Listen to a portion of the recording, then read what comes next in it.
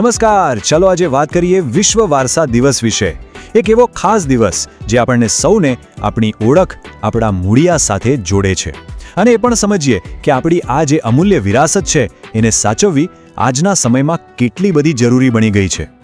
તો ક્યારે વિચાર્યું છે કે 18 એપ્રિલની તારીખમાં એવું તે શું ખાસ છે? આ કંઈ ખાલી કેલેન્ડર પરની એક તારીખ નથી, પણ એ આપણા ઇતિહાસ અને આપણા ભવિષ્ય બંને સાથે ખૂબ જ ઊંડાણથી જોડાયેલી છે। જી હા, દર વર્ષે 18 એપ્રિલનો દિવસ આખી દુનિયામાં વિશ્વ વારસા દિવસ તરીકે ઉજવાય છે। એને international day four monuments and sites પણ કહેવામાં આવે છે।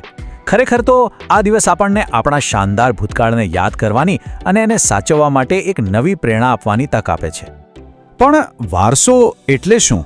શું એનો મતલબ ખાલી જૂની ઇમારતો કે પછી કોઈ જૂની વસ્તુઓ જ થાય? ના, બિલકુલ નહીં। વારસો એનાથી ઘણું બધું વધારે છે। જુઓ, એ આપણી સંસ્કૃતિ છે, આપણી પરંપરાઓ છે અને આપણો જીવંત ઇતિહાસ છે।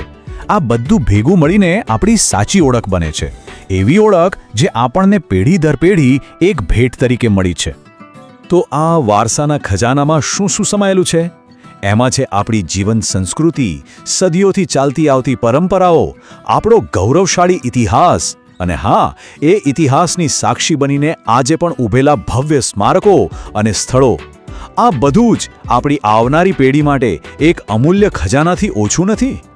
હવે જો આમાંથી અમુક જગ્યાઓ અને પરંપરાઓ એટલી અદ્ભુત અને અનોખી હોય છે કે એને આખી દુનિયામાં મહત્વ મળે છે। યુનેસ્કો જેવી સંસ્થાઓ આવા સ્થળોને વિશ્વ વારસા સ્થળ તરીકે જાહેર કરે છે। કેમ? જેથી કરીને આખી દુનિયા એના મહત્વને સમજે અને એના રક્ષણ માટે આગળ આવે। આ સ્થળો સાચે જ માનવ ઇતિહાસ અને પ્રકૃતિના શ્રેષ્ઠમાં શ્રેષ્ઠ નમૂના છે। અને જ્યારે પણ આવા ભવ્ય વારસાની વાત નીકળે ત્યારે આપણા ભારતનું નામ તો સૌથી પહેલા જ આવે, ખરું ને? આપણો દેશ તો સાંસ્કૃતિક વારસાથી એટલો સમૃદ્ધ છે અને એનું સૌથી ઉત્તમ ઉદાહરણ છે આપણો તાજમહેલ। એ ખાલી એક સુંદર ઇમારત નથી, પણ આપણા દેશની ઓળખ, આપણી શાન અને આપણી કલાકારીગીરીનું જીવંત પ્રતીક છે। પરંતુ આ ભવ્ય વારસાની સામે એક મોટો પડકાર પણ ઊભો છે। એક બાજુ આપણી પાસે પ્રાચીન સ્મારકો અને કલાનો આટલો મોટો ખજાનો છે, તો બીજી બાજુ આજના આધુનિક યુગનો જે આડેધડ વિકાસ થઈ રહ્યો છે અને ક્યારેક આપણી પોતાની બેદરકારી, એ બધું જ એને જોખમમાં મૂકી રહ્યું છે। આ ખરેખર એક ચિંતાની વાત છે। અને હા, આ એક કડવી હકીકત છે જેને આપણે સ્વીકારવી જ પડશે। વિકાસની આંધળી દોટ અને સાચવણીના અભાવને કારણે આપણા ઘણા ઐતિહાસિક અને સાંસ્કૃતિક સ્થળોનું અસ્તિત્વ આજે ખરેખર જોખમમાં છે। આ પરિસ્થિતિ કેટલી ગંભીર છે એ સમજવું ખૂબ જ જરૂરી છે। તો હવે સવાલ એ છે કે શું કરી શકાય? શું આપણે બધું આમ જ થવા દઈશું? ના, બિલકુલ નહીં।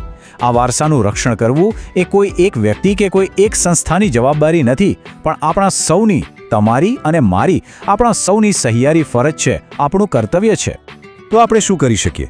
સૌથી પહેલું કામ જાગૃતિ ફેલાવવાનું। આપણા વારસાના મહત્વ વિશે, એની વાર્તાઓ વિશે બીજા લોકોને પણ જણાવીએ। બીજું, આવા સ્થળોની મુલાકાત લઈએ, ત્યાં જઈએ અને એના ઇતિહાસને ઊંડાણપૂર્વક સમજીએ। અને ત્રીજું, એમના સંરક્ષણના જે પ્રયાસો થઈ રહ્યા છે એમાં આપણે સક્રિય રીતે જોડાઈએ। યાદ રાખજો, આપણો એક નાનકડો પ્રયાસ પણ ઘણો મોટો ફેરફાર લાવી શકે છે।